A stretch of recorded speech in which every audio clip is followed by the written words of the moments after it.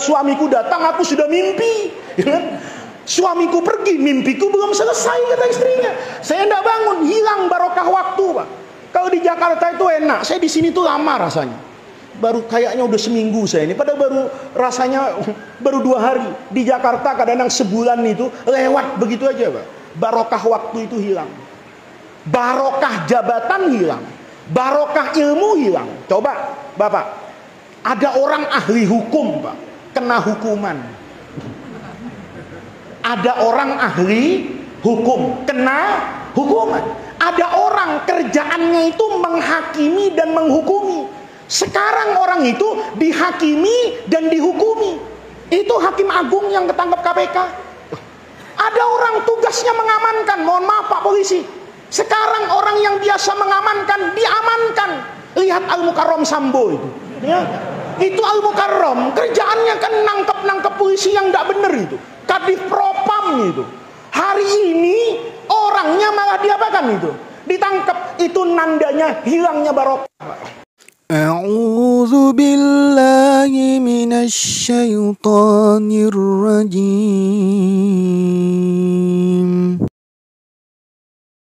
Assalamualaikum warahmatullahi wabarakatuh. Bismillahirrahmanirrahim. Alhamdulillahirabbil alamin. Wassalatu wassalamu ala asyrafil anbiya'i wal mursalin wa ala alihi wa sahbihi ajma'in, amma ba'du. Segenap para alim ulama yang saya muliakan, para tokoh masyarakat, pejabat-pejabat pemerintah yang hadir pada malam hari ini, pengurus Masjid Fajar yang saya hormati, bapak-bapak, ibu-ibu, hadirin hadirat sekalian yang berbahagia. Alhamdulillah pada malam hari ini saya dapat bertemu dan bermuajahah di tempat yang baik. Masjidnya bernama Fajar, yang hadir pun mukanya berseri-seri malam hari ini.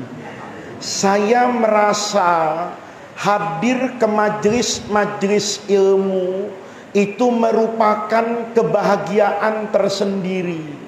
Karena di sini bukan saja bapak dan ibu yang mendapatkan ilmu, saya pribadi pun ketika menyampaikan apa yang saya sampaikan nanti, kadang-kadang itu juga menjadi nasihat buat diri saya sendiri. Malam hari ini kita hadir di masjid ini merayakan Al-Isra wal Mi'raj. Tentu bapak dan ibu jamaah sekalian sudah sering mendengar kisah Al-Isra wal Mi'raj.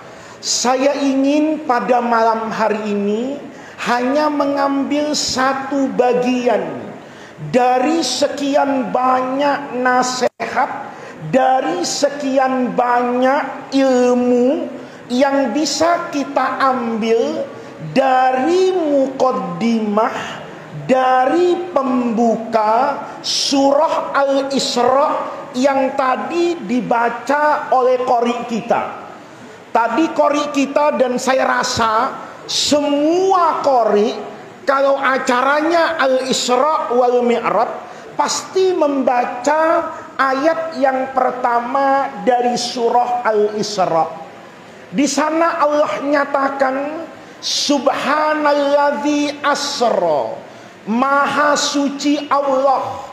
Allah yang asra, menjalankan. Ini Allah. Jadi kalau bapak tanya Isra Mi'raj itu kira-kira masuk akal atau tidak, Rasulullah berjalan dari Masjidil Haram di Mekah ke Yerusalem.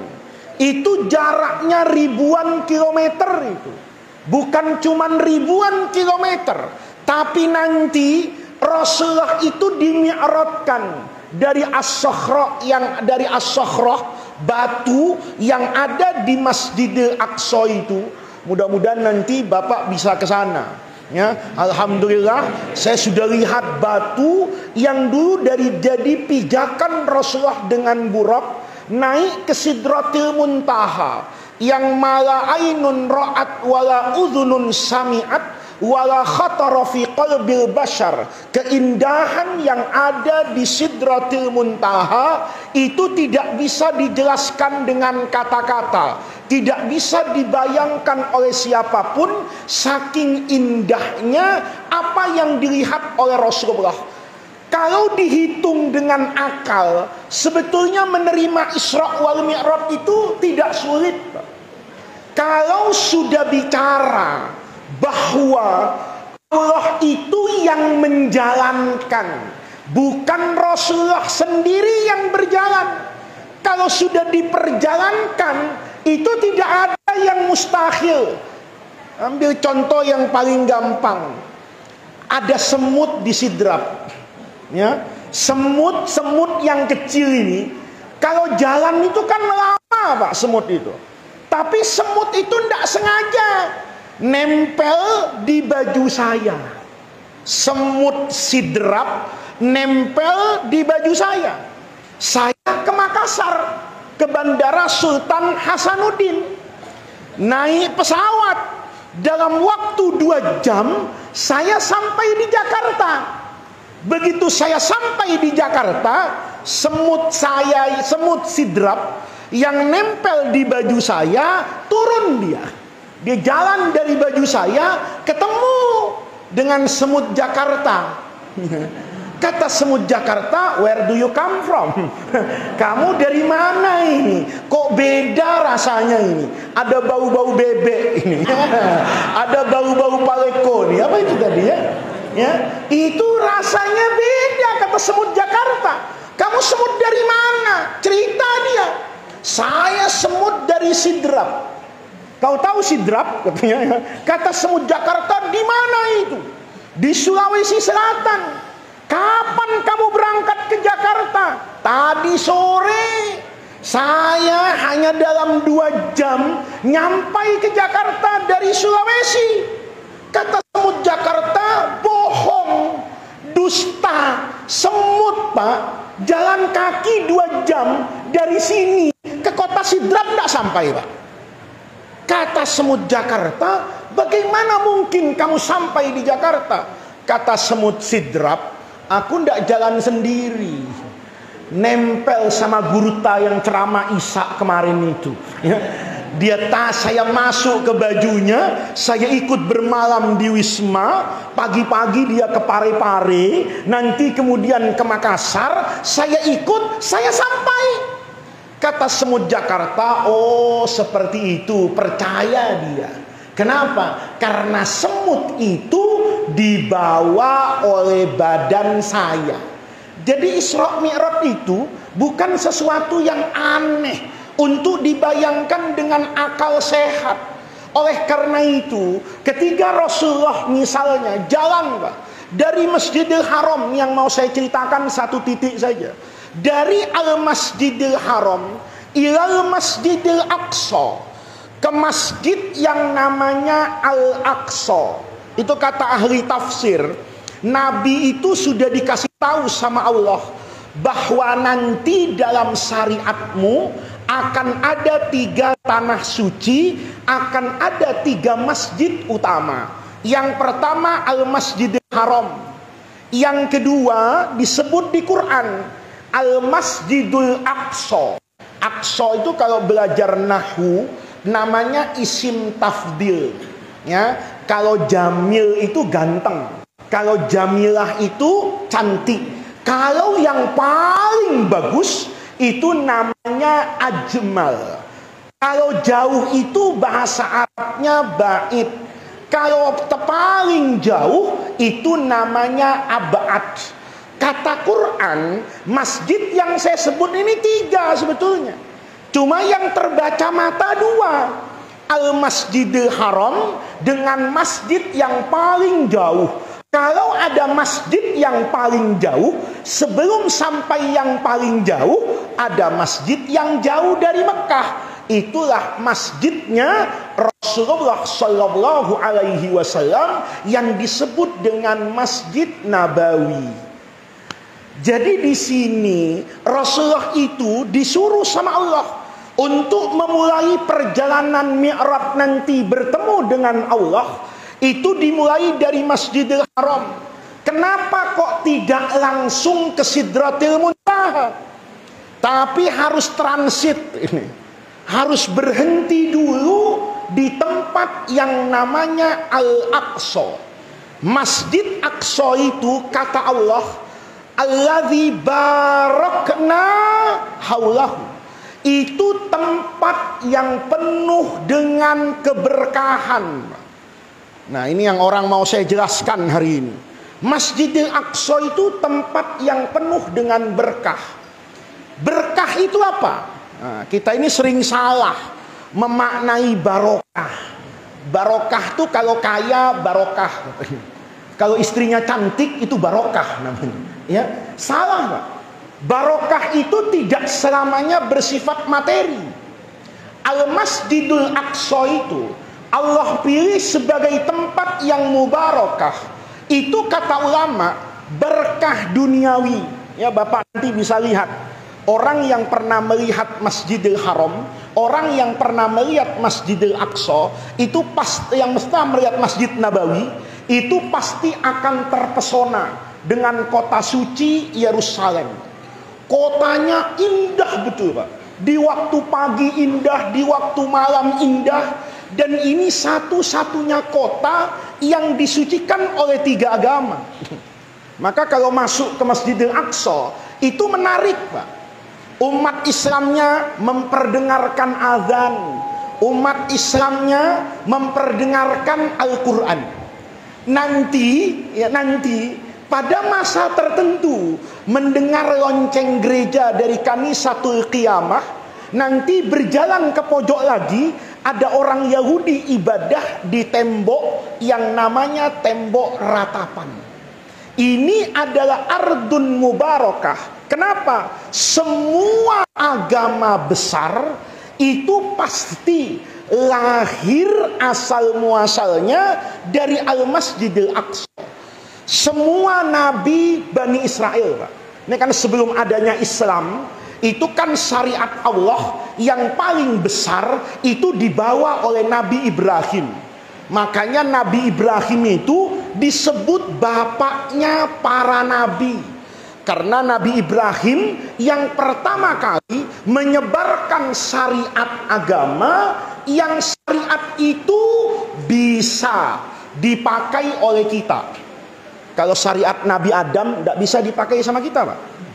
Karena Nabi Adam itu syariatnya Pak, kepala KUA, itu kakak nikah sama adik. Kenapa kakak nikah sama adik? Kalau dia tidak nikah sama adiknya, dia tidak bisa nikah. Kenapa tidak bisa nikah? Karena tidak ada orang. Maka ya zaman Nabi Adam itu nggak ada Pak yang namanya hukum. Tidak ada hukum jual beli. Tidak ada. Apa yang mau dijual? Semuanya punya Nabi Adam. Ya, polisi dulu, polisi Pak Babinsa tidak ada sama Nabi Adam. Kenapa? Tidak ada orang mencuri. Kenapa tidak ada orang mencuri? Karena tidak ada orang. Siapa yang mau mencuri? Cuma Nabi Adam sendiri. Kemudian ada istrinya Siti Hawa, kemudian anak-anaknya. Tidak bisa. Maka agama itu sejarahnya itu dimulai dari Al-Aqsa. Karena disitulah Nabi Ibrahim. Nabi Ibrahim ini bapaknya para nabi, nabi yang hebat. Bu, tahu enggak kenapa Nabi Ibrahim itu disebut bapaknya para nabi, disebut biangnya para nabi? Ibu tahu enggak? Kalau enggak tahu saya beritahu Bu. Nabi Ibrahim itu jadi bapaknya agama tauhid, bapaknya semua syariat Allah. Karena Nabi Ibrahim itu istrinya 2. Makanya Nabi Ibrahim jadi hebat karena istrinya 2. Suami ibu tidak hebat. Kenapa? Istrinya 1. Bu. Nabi Ibrahim nabi yang hebat nggak Bu? Dikatakan bapak semua nabi, menjadi biang semua agama. Itu karena istrinya 2 Bu. Nabi Ibrahim istrinya berapa Bu? 2. Makanya hebat Bu. Suami ibu hebat nggak, Bu? Hah? Oke, Bu, saya mau tanya. Di Quran itu, Bu, Allah ngasih contoh 3 rumah tangga, Bu. Yang pertama, rumah tangganya Nabi Nuh. Itu suaminya soleh, seorang nabi, tapi istrinya masuk neraka, Bu. Itu rumah tangganya Nabi Nuh. Rumah tangga yang kedua, itu rumah tangganya Firaun. Suaminya masuk neraka, tapi istrinya diberi istana oleh Allah di surga. Yang ketiga, ini rumah tangganya Nabi Ibrahim. Suaminya masuk surga, istrinya juga masuk surga. Ibu kalau saya suruh milih nih, Bu, dari 3 contoh itu, ibu kepengen rumah tangganya kayak Nabi Nuh, kayak Fir'aun, apa kayak Nabi Ibrahim? Alhamdulillah. Ada rekamannya kan ini? Ada rekamannya kan? Dan ada Pak Kepala KUA ini. Semua ibu-ibu Pak Kepala KUA bilang rumah tangganya kepengen seperti rumah tangganya Nabi Ibrahim. Bapak besok pagi datang ke KUA kawin lagi, Pak. Nanti pasti ditanya sama beliau ini, mana surat izin dari istri pertama? Gampang, Bapak bawa rekaman ceramah saya malam ini. Lihat Pak Kepala KUA nih di Facebook nih, istri saya teriak dari belakang, dia kepengen rumah tangganya seperti rumah tangga Nabi Ibrahim. Itu kalau ngaji usul fikih, mafhumnya memberi izin, merestui dan meridhoi suaminya kawin lagi. Bu, kayak Nabi Nuh, kayak Fir'aun, apa kayak Nabi Ibrahim? Diam sekarang ini. Bu, tenang. Kalau ngaji sama saya semuanya aman. Ibu jawab, saya kepengen rumah tangga saya kayak Nabi Ibrahim. Nanti, Bu, suami-suami akhir zaman model ini nih, Bu, begitu pulang pasti ibu dipanggil. Kau tadi bilang ya di masjid kepengen suaminya seperti Nabi Ibrahim. Iya, jawab, saya kepengen punya suami kayak Nabi Ibrahim. Bapaknya pasti ngomong, kau tahu tidak? Nabi Ibrahim itu istrinya 2. Ibu jawab, tahu. Tapi abang harus tahu, Nabi Ibrahim itu beristri 2 setelah tidak mempan dibakar oleh Raja Namrud. Saya kepengen punya suami yang seperti Nabi Ibrahim, sepertinya beneran. Jadi kalau abang mau kayak Nabi Ibrahim, silahkan. Saya ndak minta abang dibakar. Di dapur ada kompor, ya. Saya nyalakan 5 menit dulu, abang. Setelah kompor nyala 5 menit, tolong abang duduk di atas kompor. Kalau pantatnya tidak terbakar, silahkan kawin lagi. Kalau terbakar, saya antar ke RSUD. Mudah-mudahan ditanggung sama BPJS. Tenang, Bu. Nabi Ibrahim ini itu disebut biangnya para nabi. Karena Nabi Ibrahim hidupnya di mana itu? Di Palestina. Istrinya 2, Bu.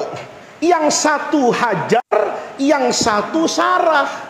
Dari istrinya yang Sarah punya anak Nabi Ishak. Nabi Ishak punya anak namanya Nabi Yakub. Nabi Yakub punya anak 12. Yang nomor 11 namanya Nabi Yusuf. Nanti yang 11, yang 10, yang asalnya membuang Nabi Yusuf itu diberi pertaubatan sama Allah, diangkat semuanya menjadi nabi, sekaligus suku utama Bani Israel yang jumlahnya 12. Dari situ semua nabi, dari Nabi Ibrahim sampai yang terakhir Nabi Isa, Nabi Yahya, itu pasti keturunannya Nabi Ibrahim dari istrinya yang bernama Sarah. Dari istrinya yang satu Hajar, tidak ada yang jadi nabi setelah Nabi Ismail itu. Tidak ada, cuma Nabi Ismail satu. Nanti ribuan tahun baru ada yang jadi Rasul. Tapi Rasul yang paling besar, junjungan kita, Sayyidul Anbiya wal Mursalin, Rasulullah Sallallahu Alaihi Wasallam. Maka kata ulama, Al-Masjidil Aqsa, tanah yang ada di Palestina itu disebut tanah yang penuh dengan keberkahan. Pertanyaannya, kenapa tidak disidrap saja tanah yang penuh berkah? Kenapa Nabi Ibrahim tidak di sini? Coba Nabi Ibrahim di sini, Masya Allah, dimakamkan di sidrap. Wah, kuncennya ketua PCNO. Ini yang megang kunci makamnya siapa ini? Nabi Ibrahim. Saya rasa tanah ini akan jadi mahal, Pak. Kenapa? Di sini dikubur semua nabi seperti yang ada di Palestina. Oleh karena itu pertanyaannya, kenapa Allah memilih tanah Palestina? Ini ada alasannya, Pak. Sama dengan Rasulullah itu, kenapa jadi nabi di Mekah? Itu banyak alasan logiknya. Nabi itu jadi pemimpin di Mekah, yang ikut Rasulullah itu rata-rata orang miskin. Yang kaya-kaya itu ikut Rasulullah itu belakangan, kecuali Sayyidina Abu Bakar, kecuali Sayyidina Utsman, kecuali Sayyidina Abdurrahman bin Auf. Yang lain-lain itu miskin. Yang miskin itu yang banyak di mana? Di Mekah. Maka pengikut Rasulullah itu dibuat sama Allah. Yang pertama kali mesti orang Mekah dan miskin-miskin. Kenapa? Kalau orang miskin itu tidak banyak pikiran, Mbak. Diajak Nabi apa saja tenang. Oh, tidak punya apa-apa. Bapak nih, kalau datang ke masjid tidak pakai sendal, sholatnya khusyuk, Pak. Tapi kalau bapak baru beli sendal di pasar, harganya 300.000, dipakai sholat di masjid Fajar sini, imamnya baca Yasin. Begitu Yasin, kata yang pakai sendal mahal, hilang sudah ini sendalku ini, ya kan? Hilang pasti. Dia mikir itu, saya terus apa menyelamatkan sendal misalnya. Kenapa? Itu namanya logika, Pak. Allah jadikan tempat yang penuh dengan keberkahan di Masjidil Aqsa itu ada sebabnya. Sebabnya apa? Jalan hidup penduduk asli di sana yang selalu memilih untuk mendukung perjuangan Nabi, sekalipun boleh jadi mereka menelan kepahitan dalam hidup. Itu yang menjadikan hidup mereka itu berkah. Ayo coba, sampai hari ini, Pak, Palestina itu tidak punya apa-apa, tidak punya kapal perang, tidak punya helikopter, tidak punya senjata canggih. Tapi Israel sampai hari ini itu tidak bisa menaklukkan orang-orang itu. Kenapa? Karena mereka tetap dijaga sama Allah. Kenapa Allah jaga mereka? Karena mereka punya sikap dan jalan hidup yang selalu membela Allah, yang selalu membela para nabi. Maka jalan hidup, cara mereka hidup itu yang mendatangkan keberkahan. Hari ini hidup kita itu yang hilang barokahnya.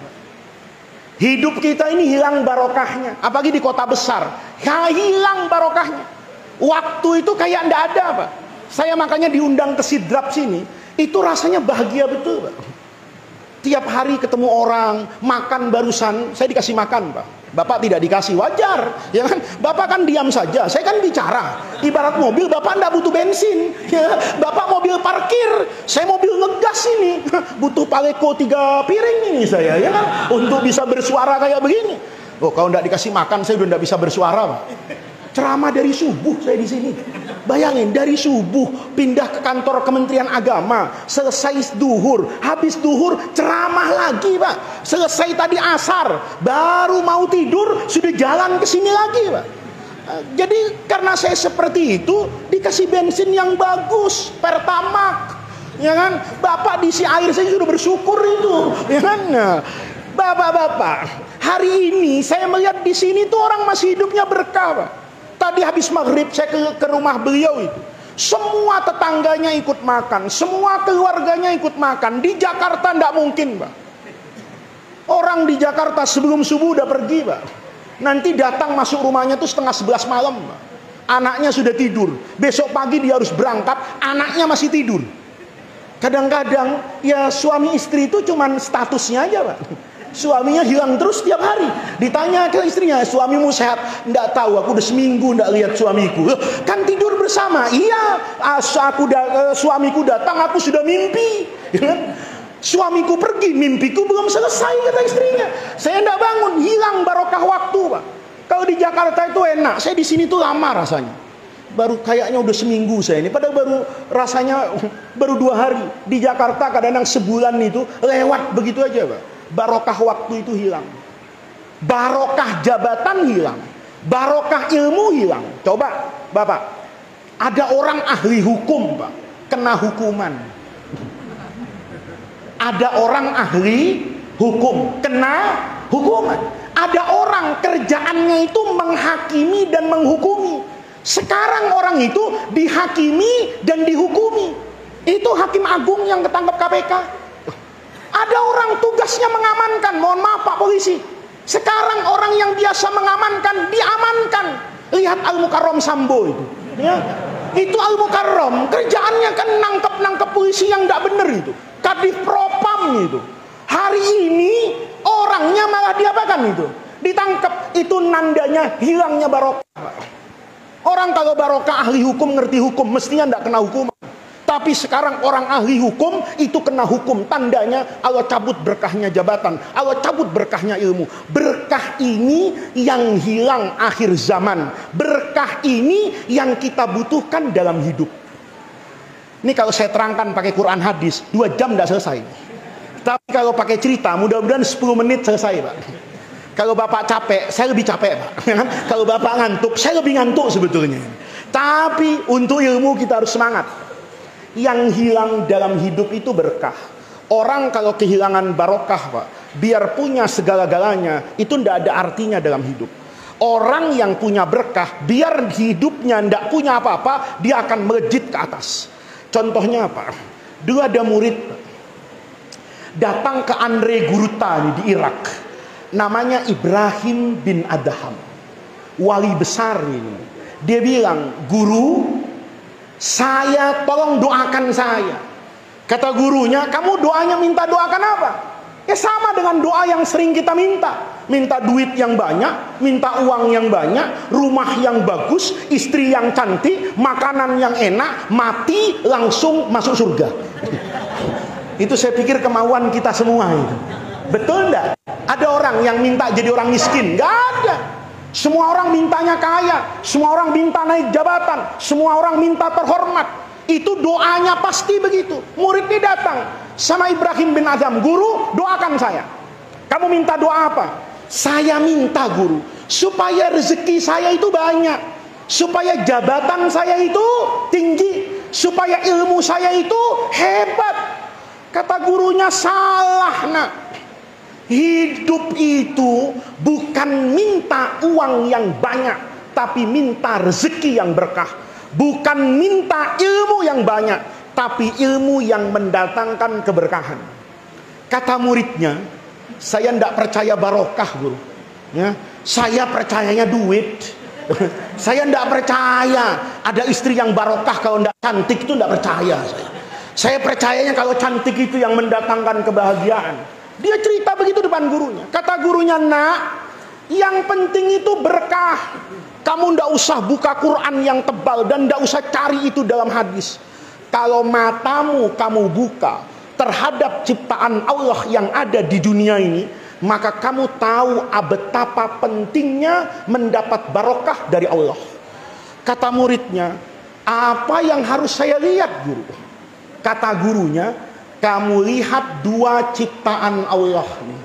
Alhamdulillah di Sidrap banyak ini. Tadi saya lihat. Yang satu kambing, yang satu anjing." Ini sama-sama banyak di jalanan tadi, ya. Anjing ada, kambing pun ada. Kata Ibrahim bin Adham, "Kau lihat itu, ya, kambing dengan anjing. Yang pertama, kalau lagi hamil anjing perempuan dengan kambing perempuan hamil, nanti waktu lahir banyakan anaknya kambing apa banyakan anaknya anjing? Banyakan anaknya anjing, Pak. Anjing kalau punya anak itu bisa 6, Pak. Sementara kambing itu anaknya paling banyak 1 atau 2. Kalau ada kambing punya anak 6, Bapak cepat sholat subuh, Pak. Itu kiamat kurang 3 menit itu. Yang kenapa? Karena mustahil kambing itu anaknya 6. Kambing itu anaknya berapa itu? 1 paling banyak 2. Ini yang pertama kata gurunya, lihat. Anjing itu kalau lahir itu banyak. Kalau kambing kalau lahir sedikit. Yang pertama ingat kata gurunya. Tetapi kamu lihat dalam kehidupan sehari-hari, banyakan anjing apa banyakan kambing? Kata gurunya tentu, kata muridnya tentu guru lebih banyak jumlahnya apa ini? Kambing daripada anjing. Kata gurunya itulah contohnya berkah. Lahirnya sedikit tapi jumlahnya banyak. Apalagi nih kata gurunya, kamu lihat lagi anjing dengan kambing yang setiap hari lebih banyak mati yang mana? Hah? Lebih banyak kambing, Pak. Apalagi di Jawa. Ya, di Jawa itu, Pak, kambing itu tiap hari mati, Pak. Ada tukang sate kambing mati. Ayo Bapak buktikan. Kalau ada orang buat sate di Sidrap ini, Bapak tanya saja, Pak, ini sate anjing apa sate kambing? Saya yakin yang ditanya marah. Enak saja kau ngomong, ini jelas sate kambing. Berarti kalau ada tukang sate, itu musuhnya siapa? Musuhnya siapa? Musuhnya kambing. Ibu-ibu hamil, melahirkan bayi, sunnah melakukan yang namanya akekah. Yang dipotong anjing apa kambing, Bu? Bu, pernah akekahan anjing? Hah? Yang diakekahkan kambing. Berarti kalau ada perempuan hamil, itu kambing itu galau, Pak. Cemas dia. Wah, ini lahir mati aku, kata siapa ini? Kata kambing. Lihat, tiap hari mati, Pak. Lahirnya sedikit, tapi jumlahnya lebih banyak. Kata Ibrahim bin Adam, itu namanya berkah. Kambing itu lebih berkah daripada anjing. Ini ceramah begini enak, Pak. Tidak ada yang tersinggung. Karena saya cerita anjing sama kambing. Kalau ada jamaah yang tersinggung, dia bisa jadi dia bandot atau dia anjing. Kan gitu. Ini kata gurunya, itu menunjukkan yang dapat barokah itu kambing, bukan anjing. Terus gurunya ngomong lagi, coba perhatikan, nak. Dari aspek lahiriah, hebatan kambing apa hebatan anjing? Kata muridnya, rasanya hebatan anjing, guru. Anjing dengan kambing itu lebih hebat anjing. Kata siapa ini? Kata muridnya. Kata gurunya, sodak tak benar. Coba diurai. Diurai, Pak. Yang pertama nasab. Bapak tahu nasab enggak? Turunan. Ya, kan kalau di Jawa itu ada bangsawan, dikasih raden. Bangsawan itu nasabnya bagus. Biasanya bapaknya raja. Makanya dinamakan bangsawan, bangsa yang ada di awan, tinggi dia. Kalau kita ini bangsa bumi, Pak, di bawah. Ya, kalau bangsawan itu bangsa yang ada di awan, tinggi dia. Nah, nasab itu kadang-kadang kan menentukan terhormat atau tidak terhormatnya orang. Kadang anak kiai itu dihormati, Pak. Anak Andre Guruta itu dihormati, walaupun tidak ngaji. Dihormati gara-gara apa itu? Bapaknya guru saya. Walaupun anaknya tidak ngaji, tapi saya hormati anaknya karena dulu itu adalah ayahnya yang mengajar saya. Kata Ibrahim bin Adham, coba kau perhatikan, bagus mana nasabnya anjing apa nasabnya kambing? Ini penting, Pak, untuk diurai ini. Kata gurunya, jelas bagusan nasabnya anjing. Karena anjing itu ada yang masuk surga. Ashabul Kahfi itu anjing itu. Anjing Ashabul Kahfi, ya, yang namanya dalam tafsir itu ada yang mengatakan kitfir, bahasa Romawinya itu disebut genesio. Itu anjing, Mbak. Anjing ini tidak pernah sholat, tidak daftar jadi muslimat, tidak daftar jadi ansor, tidak ikut NO, tapi masuk surga, Mbak. Kenapa? karena senang sama orang yang ahli ibadah. Anjing itu ada di depan gua, Pak. Ashabul Kahfi itu ibadah di gua. Kata anjing, bagus betul orang ini ibadahnya.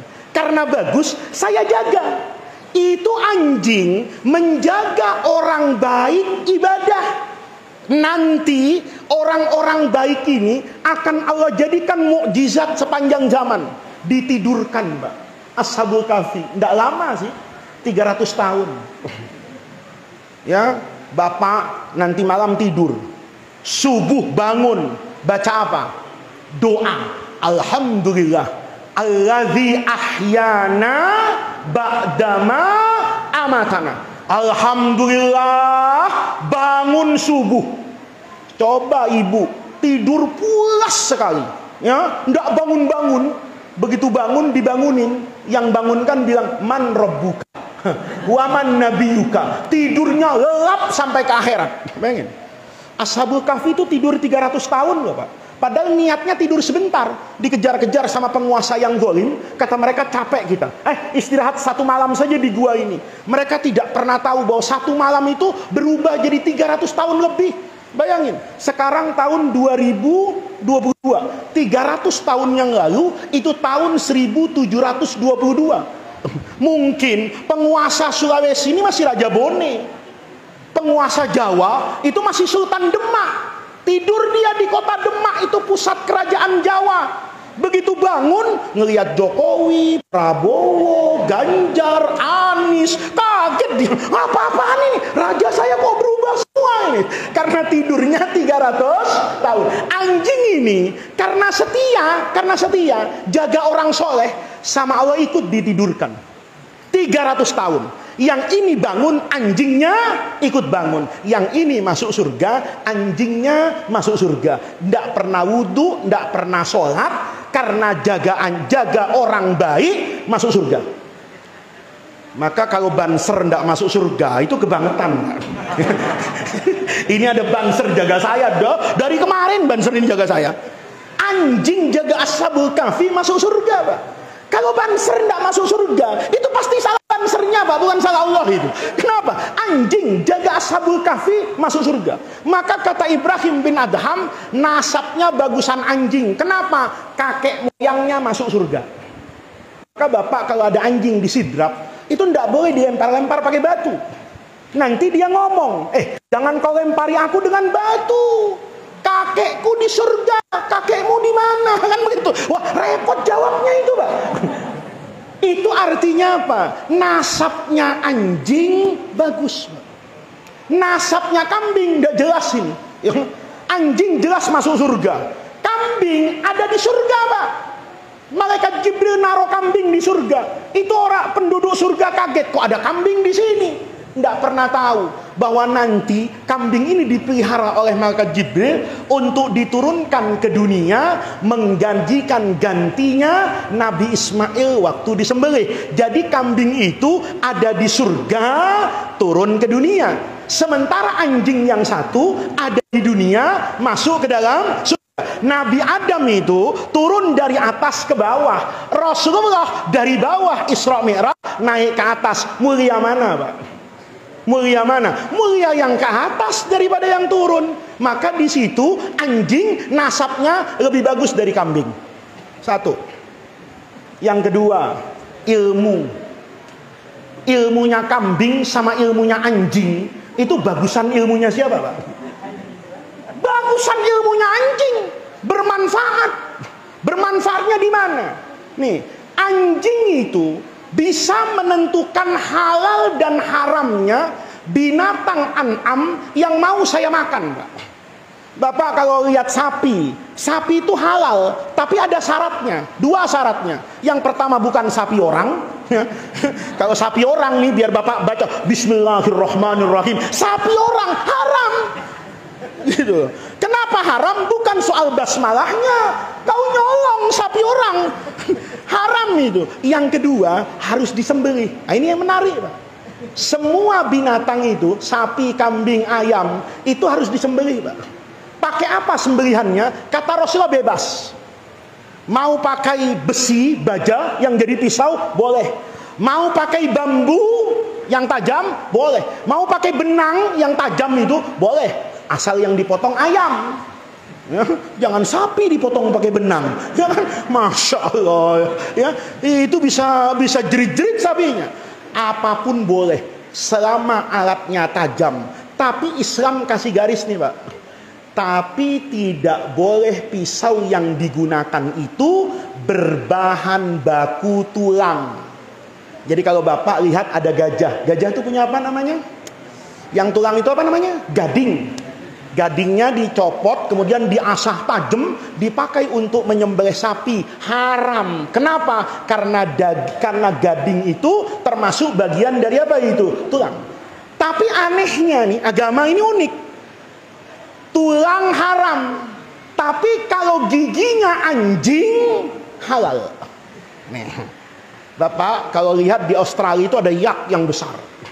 Itu disembelih sulit Pak, karena besar sekali. Atau di NTB ada binatang namanya kijang. Tahu kijang? Tapi bukan Innova. Ya, ini kijang yang temannya rusa itu. Itu larinya kencang Pak. Bapak mau tangkap nggak bisa. Bapak boleh nih menangkap dan menyembelihnya, diwakilkan kepada siapa ini? Anjing. Tapi dengan syarat anjingnya punya ilmu. Nih, anjing itu ada yang sekolah Pak. Di Sidrap nggak ada, di Jakarta ada. Saya pernah lihat mobil lewat ini berhenti, anjing turun. Mobil lewat, anjing turun. Mobil lewat, anjing turun. Saya penasaran, apa ini ya?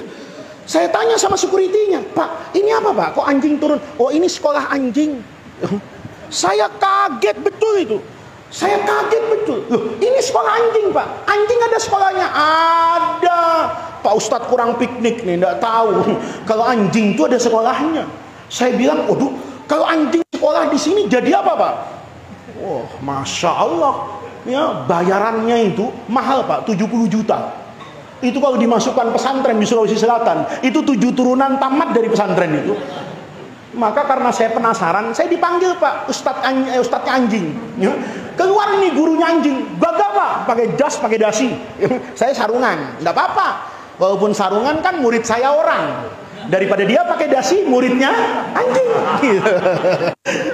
Saya tanya, Pak, kalau anjing di sini gimana? Oh, jadi pinter Pak, katanya. Jadi pinternya gimana? Pak polisi itu punya anjing Pak di Jakarta itu. Saya punya teman di Brimob itu cerita, ada anjing itu rasnya itu ditulis K19 Pak. Itu harganya bisa 2 miliar Pak anjing itu. Anjingnya pinter betul. Saya tanya sama siapa ustadznya anjing, Pak Ustadz, kalau anjing pesantren di sini, ini jadi bagaimana? Oh, jadi pinter Pak. Pinternya gimana? Dikasih tahu. Dia bisa berburu Pak. Saya tanya, gimana cara berburunya? Gampang Pak. Bapak ajarkan dulu mengenal binatang-binatang buruan. Misalnya ada rusa, ada gambar rusa atau ada rusa benerin. Pegang 2 jari Pak. Ini kata Ustadz anjing. Ini ilmunya anjing. Ya, saya ajarkan sama bapak-bapak. Ya, bukan berarti bapak-bapak mau jadi anjing, enggak. Gitu. Ini supaya tahu, supaya jelas ceramah saya. Pegang 2 mata bapak. Mata saya begini. Ya, pegang 2 matanya anjing. Begini nih. Terus binatang buruannya kasih tahu. Sana. Nih. Coba ada anjing enak di sini Pak. Gitu. Anjingnya terus ngeliat. Gitu. Terus dia gonggong, gup. Itu artinya paham bos. Bos ingin rusa itu saya terekamkan. Iya, dalam mazhab Imam Syafi'i sederhana Pak. Pukul paha kanan anjingnya itu sambil baca Bismillahirrahmanirrahim. Maka kata agama, anjing ini menggantikan fungsinya pisau. Saya menyembelih harus baca basmalah, maka saya melepas anjing sambil baca basmalah. Dia lari Pak, diterkam, digigit, rusanya mati. Halal apa haram? Tunggu dulu. Nggak langsung halal dan langsung haram. Lihat nih kata agama, ini dalam fikih Pak. Kalau saya sampai di sana, anjingnya kan gungguk gitu. Guk. Itu bos beres, mati sudah nih rusa. Saya ke sana Pak. Kalau sampai di sana, rusanya utuh, Dari kepala sampai buntut, kakinya semua utuh, tidak dimakan sama anjing, itu hukumnya jadi halal. Kenapa halal? Anjing ini habis ngaji hadis Riyadhus Shalihin. Dia belajar babul wakalah, dia belajar babul amanah. Wakalah itu adalah mewakilkan anjing. Saya wakilkan kamu untuk membunuh rusa itu. Rusa itu punya saya, bukan punya kamu. Guk, guk, guk, guk. Berangkat dia. Karena habis ngaji Riyadhus Shalihin, dia terekam, tidak dia ambil apapun. Ini anjing pinter, hukumnya menjadi halal. Saya mikir, Pak, anjing itu kalau jujur, itu lebih jujur dan lebih hebat dari panitia kurban. Bapak pernah kurban kan? Saya pernah. Habis sholat itu, tidak boleh pulang sama ketua masjid. Pak, tolong Bapak teliti dulu itu kambing-kambing, disembelihnya benar apa enggak. Ya saya nurut saja. Yaudah, saya lihat masjidnya tuh kambingnya banyak, Pak. Ada 100 mungkin, Pak. Digantung-gantung sudah mati. Saya periksa benar sembelihannya, benar. Di pojokan kaget saya. Karena kakinya ada yang tinggal 3. Kaki belakangnya hilang, Pak. Saya panggil ketua masjidnya ini. Ini enggak sah, ini kambing cacat ini, kata saya. Kata ketua masjid, enggak ada yang cacat, Pak. Semua tadi kakinya 4. Dicari-cari ada di bawah beduk 1, Pak. Hilang. Itu yang ngumpetin siapa? Yang ngumpetin siapa? Panitia. Saya kadang-kadang, Pak, menganggap anjing kalau jujur itu lebih hebat dari santri saya, Pak. Saya punya santri itu. Kalau bikin acara, semua yang datang saya kasih makan. Cara ngitungnya gimana? Pakai nampan. 1 nampan cukup untuk 3 orang. Ya, berarti kalau yang datang 20.000 orang, saya harus nyiapkan 7.000 nampan. Saya taruh nampan itu di kelas-kelas di pesantren. Santri saya suruh jaga 1. Kamu jaga ya. Nanti kalau sudah selesai, ini nampan-nampan keluar kasih kepada tamu. Dikasih, Pak, udah selesai. Dia diem di samping kelas tuh. Karena dia sudah selesai tugasnya, saya kasihan. Saya panggil, sini. Kamu sudah selesai tugasnya? Sudah, Kiai. Sudah dibagi semua makanan. Sudah, guru. Semua kamu sudah makan. Kalau begitu, kamu makan sama saya sekarang. Nggak mau santri saya. Nggak usah, Kiai. Nggak usah guru, saya nggak usah makan. Saya dengar kayak gitu senang betul, Pak. Ini santri berarti mengerti hadis Nabi ini. Man kana yu'minu billahi wal yaumil akhir falyukrim dhaifahu. Harus menghormati siapa itu? Tamu. Dia bilang, "Sudah, Pak, biar tamu makan semua." Senang saya. Tahu-tahu temannya berbisik kepada saya. Guru, dia enggak bakalan mau makan nasi kebuli. Loh, kenapa, kata saya? Dia tadi jaga nasi kebuli. Satu kelas, dia jaga 50 nampan. Dia jaganya bawa sendok 1. Oke, dari setiap nampan diambil 1 sendok, Pak. Ada nampan nih, isinya nasi untuk 3 orang. Bapak ambil 1 sendok, kelihatan berkurang enggak, Pak? Enggak kelihatan dong 1 sendok. Dia makan 1 sendok 1 nampan. Tapi di situ ada 50 nampan. Berarti yang masuk perutnya itu 50 sendok. 50 sendok itu sama dengan 3 piring. Jujuran panitia maulid apa anjing? Jujuran santri saya apa anjing? Jujuran anjing. Saya kadang-kadang kalau ngelihat pejabat pemerintah itu masih suka korupsi, saya kepengen mereka itu disekolahkan di sekolah anjing. Kenapa? Anjing sekolah itu amanah tahu. Itu rusa punya saya, bukan punya dia. Masa pejabat tidak tahu kalau APBN itu punya rakyat, masih juga dicolong? Ayo, ada yang tidak setuju? Anjing yang tidak setuju, ya, karena dia tersinggung dengan ceramah saya ini, ya kan? Itu anjing, Bapak, jujur, hebat, ilmunya bermanfaat. Ilmunya bandot, jangan diamalkan, rusak rumah tangga Bapak. Tahu bandot? Kambing laki itu yang suka kawin, asal lihat janda serbu, asal lihat janda eksekusi. Mau itu istri orang, mau itu anaknya, siapapun, kalau bandot sikat. Lihat, ilmunya kambing nggak bermanfaat, Pak. Tapi ilmunya anjing itu mendatangkan manfaat. Jadi 2 nih. Yang pertama, nasabnya bagusan anjing. Ilmunya bagusan anjing. Yang ketiga, fisiknya bagusan anjing apa bagusan kambing? pasti bagusan anjing. Coba ke Bandara Sultan Hasanuddin tuh. Saya maaf Pak polisi ya. Ada polisi kadang-kadang kurus polisinya, tapi pegang anjing yang mahal tadi. Itu jadi gagah Pak. Polisinya itu jadi berwibawa kalau pegang anjing. Ayo coba Kapolres Sidrap suruh bawa kambing. Pasti Bapak tertawa. Ini rupanya ndak naik-naik pangkat, stres dia bawa kambing kemana-mana. Betul kan? Betul kan? Saya sudah buktikan Pak. Saya punya anak nomor 2 itu senang sama semua binatang, termasuk anjing. Tapi mau beli ndak berani karena bapaknya Andre Guruta gitu. Masa anaknya Andre Guruta pegang anjing? Takut dia. Tapi seneng. Nah, dulu Pak, mungkin 10 atau 15 tahun yang lalu, kalau hari Ahad itu di depan rumah itu banyak diplomat asing olahraga Pak. Ada orang Amerika, ada orang Inggris. Biasa lari bawa anjing. Saya pulang ngaji subuh-subuh, nggak boleh masuk rumah. Kata anak saya, keluar dulu Abi. Ada apa? Oh, udah keluar. Kita jalan-jalan lihat orang olahraga. Saya ikuti anak saya Pak. Tahu-tahu dia ngomong sama orang Inggris. Nggak tahu apa yang diomongin. Tahu-tahu tali anjingnya dikasih saya. Itu pengalaman dalam hidup saya sebagai kiai, pertama kali dikasih anjingnya di situ itu Pak. Anjingnya dipegang ke saya. Saya tanya sama anak saya, apa ini nak? Begini Abi. Abi ini udah kebanyakan foto sama kiai, foto sama ketua PCNO se-Indonesia sudah, tapi belum pernah Abi itu foto sama anjing. Saya bilang, terus gimana nak? Ya sekali-kali lah foto sama anjing. Toh anjingnya kering, mulutnya juga dijaga, kan tidak najis. Kata siapa ini? Karena kering sama kering. Ya sayang anak, nurut saya Bu. Saya di sebelah kanan, anjing di tengah, anak saya yang sebelah kiri. Di foto kayak bapak-bapak tuh, cekrek, nggak masalah. Masalahnya di-upload ke Facebook. Untung waktu itu belum ada Instagram dan TikTok, baru Facebook aja zaman itu. Di-upload.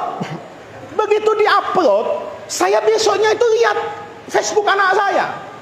Saya kaget ada foto saya di situ. Dan saya jadi sakit hati ngelihat yang komentar Pak. Kan kalau ada foto itu kan ada yang komentar banyak. Yang komentar itu anak saya banyak followersnya, ada 100 yang komentar Pak. Karena yang komentar 100, saya penasaran, saya buka komentar yang pertama. Anak saya namanya Alifa, perempuan. Ditegur nih sama temennya, Alifa, itu yang di tengah siapa namanya? Ganteng gitu. Jadi yang di tengah siapa Pak? Yang di tengah siapa? Anjing. Yang komentar kedua tanya lagi, Alifa, yang di tengah itu ngemesin deh, pengen saya cium. Siapa yang mau dicium? Anjing. Itu 100 Pak. Saya nggak usah cerita satu-satu. Sampai nomor 60. Ini kalau menurut KPU sudah menang Pak ini. Ya kan? Sudah 50% per 10 ini. 60 itu nggak ada yang nanya saya. Nggak ada yang nanya, Alifa, itu bapak-bapak yang di kanan itu siapa sebenarnya? Nggak ada. Semuanya ngomentarin anjing. Semenjak itu Pak, saya nggak berani nyalon DPR. Saya tidak berani nyalon gubernur. Karena berdasarkan survei internal anak saya, elektabilitas saya dengan anjing itu kalah telak. Anjing sudah dapat 60, saya belum dapat 1 suara. Kalau saya terus-teruskan, mungkin anjing dapat 90, saya cuma dapat 10. Padahal saya ini kiai, muka saya juga nggak jelek-jelek amat, tapi ternyata sama anjing kalah. Coba saya foto sama bandot, saya yakin menang saya. Nggak ada perempuan, saya kepengen megang bandot. Oh enggak, daripada megang bandot, kata ibu-ibu, mendingan megang suami orang, kan begitu toh, daripada megang bandot. Oke, nasihatnya penting nih Pak. Anjing sama kambing, menang anjing segala-galanya. Nasabnya bagus, ilmunya bagus, fisiknya bagus. Tapi kata Ibrahim bin Adham, kenapa yang dapat berkah itu kambing? Kata Ibrahim bin Adham, anakku, kambing itu dapat berkah walaupun kalah segala-galanya, karena jalan hidupnya kambing itu lebih bagus dari jalan hidupnya anjing. Muridnya mikir, jalan hidup apa? Oh, sama-sama binatang. Kata gurunya, betul sama binatang. Nikah juga tidak ke KUA, sama kalau soal itu. Tapi ada bedanya. Apa bedanya? Anjing itu, kambing itu, kalau sudah maghrib, ya, sejahat-jahatnya kambing, sebandot-bandotnya bandot, itu kalau maghrib pulang, nanti isya itu kambing mesti tidur. Saya sudah tanya ini sama yang punya kambing. Kalau enggak nanti saya disalahkan waktu ceramah. Saya tanya, kau punya kambing, benar cerita ini? Benar Pak, kambing kalau maghrib itu pulang. Enggak ada kambing kalau maghrib itu enggak pulang. Mesti kambing itu kalau maghrib nyari jalan ke rumah. Kalau saya tanya, kalau di tepi jalan ketemu janda bagaimana? Oh, enggak dieksekusi Pak. Paling diingat-ingat saja kandangnya di mana. Ya, mungkin paling bisa minta nomor WhatsApp-nya saja. Tapi kambingnya isya mesti pulang sampai di rumah. Apa yang terjadi? Tidur nih kambing. Nanti menjelang subuh jam 3 malam, kambing-kambing ini bangun. Di waktu Allah sedang membagi rahmatnya. Wabil asharihum yastaghfirun. Kita sebentar lagi mau Ramadan. Kata Rasulullah, wa fis sahuri barokah. Waktu sahur itu waktu yang penuh dengan barokah. Si kambing ini kalah segala-galanya, tetapi kalau mau subuh bangun, karena dia bangun di waktu yang baik, Allah sedang turunkan keberkahan, maka kambingnya dapat keberkahan. Anjing sebaliknya, kalau malam tidak tidur-tidur, mutar-mutar di kampung. Ada yang pegang kartu, ada yang main catur anjing ini, ada yang minum kopi. Malam anjing itu tidak tidur Pak. Tapi nanti menjelang subuh itu anjing mesti tidur. Begitu Allah kasih barokah waktu menjelang subuh, anjingnya tidur. Karena tidur, anjing kehilangan barokah. Paham Ibu? Bu, malam ini perhatikan suaminya. Kalau suami ibu malam ini tidak tidur-tidur ini Bu, tapi kalau as-salatu khairum minan naum, tidur, dibangunin tidak bangun-bangun, tolong Bu, periksa pantatnya Bu. Jangan-jangan ada buntutnya. Karena kata wali besar Ibrahim bin Adham, yang malam tidak tidur, subuh tidur, namanya ibu-ibu tidur dengan orang yang tidak tidur-tidur kalau malam. Kalau subuh tidur, berarti ibu tidur dengan siapa Bu? Bukan saya Pak yang bilang Pak, istrinya Pak bilang, katanya anjing Pak itu kan. Lihat, ini pidato kayak kasar Pak, nyebutnya anjing dengan kambing, tapi itu maknanya dalam Pak. Orang boleh kalah segala-galanya, tapi kalau hidupnya berkah, dia pasti menang. Orang boleh punya segala-galanya, boleh banggakan nasabnya, boleh banggakan ilmunya, boleh banggakan kekayaannya, boleh banggakan kecantikannya, tapi hilang barokah, salah jalan hidupnya, maka dia kehilangan segala-galanya. Nah, ini ilmu Isra Mi'raj yang harus kita amalkan. Mengapa Al-Masjidil Aqsa itu penuh keberkahan, padahal di sana dijajah, di sana terjadi peperangan, tetapi bukan soal itunya. Orang biar waktu ditindas, kayak orang di Sidrap itu. Dulu zaman Belanda, saya yakin semuanya ke masjid walaupun pakai obor. Sekarang di kota besar belum tentu Pak pergi ke masjid. Belum tentu, padahal jalanannya bagus, sepeda motornya bagus, tapi belum tentu berangkat ke masjid. Padahal punya motor, punya sendal, masjidnya bagus, belum tentu berangkat. Tapi kakek-kakek kita dulu diancam sama Jepang, diancam sama Belanda, tetap sholat ke masjid. Itu namanya berkah. Jadi malam hari ini Bapak terserahlah ya, mau jadi yang kambing atau mau jadi yang anjing. Itu yang menentukan bukan nasab, bukan jabatan, bukan harta, bukan rupa. Yang menentukan adalah jalan hidup Bapak. Kalau jalan hidup Bapak dekat kepada amalan yang diridhoi oleh Allah, maka Bapak pasti akan bertemu dengan ridho Allah. Kalau Bapak memilih jalan yang dimurkai oleh Allah, maka Bapak menjadi orang yang paling rugi.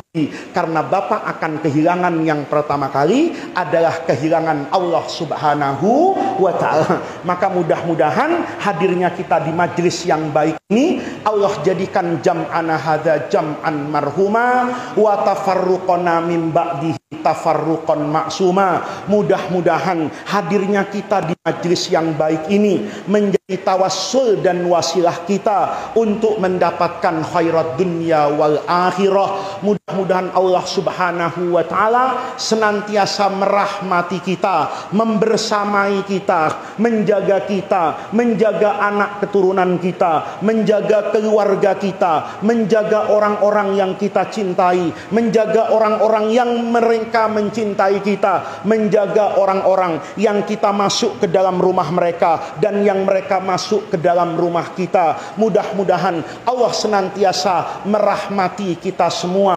Ala hadhihin niyah wa ala kulli niyatin salihah wa ila hadratin nabiyil mustafa Muhammadir Rasulillahi al-Fatihah. A'udzu billahi minasyaitonir rajim. Bismillahirrahmanirrahim. Alhamdulillahirabbil alamin arrahmanir rahim maliki yaumiddin. Iyyaka na'budu wa iyyaka nasta'in. Ihdinas siratal mustaqim. Siratal ladzina an'amta 'alaihim ghairil maghdubi 'alaihim waladdallin. Amin. Allahumma bihaqqil Fatihah wa bisirril Fatihah wa bikaromatil Fatihah wa bimu'jizatil Fatihah wa bijahi man unzilat alaihil Fatihah ya farijal hammi ya kashifal ghammi ya man li abdihi yaghfir wa yarham. Allahumma inna nas'aluka wa natawajjahu ilaika bijahi nabiyyika Muhammadin sallallahu alaihi wasallam nabiyyir rahmah. Ya Muhammad ya nabiyyir rahmah, inna tawajjahna bika ila rabbina fi hawaijina lituqda bi rahmatika ya arhamar rahimin. Ya arhamar rahimina irhamna ya arhamar rahimina irhamna ya arhamar rahimina irhamna. Rabbana atina min ladunka rahmah wa hayyi lana min amrina rasyada. Rabbana atina fid dunya hasanah wa fil akhirati hasanah wa qina adzabannar. Subhana rabbika rabbil izzati amma yasifun wa salamun alal mursalina walhamdulillahi rabbil alamin. Kurang lebihnya saya mohon maaf. Mudah-mudahan Allah senantiasa bersama kita semua. Wallahu muwaffiq ila aqwamit thariq. Wassalamu alaikum warahmatullahi wabarakatuh.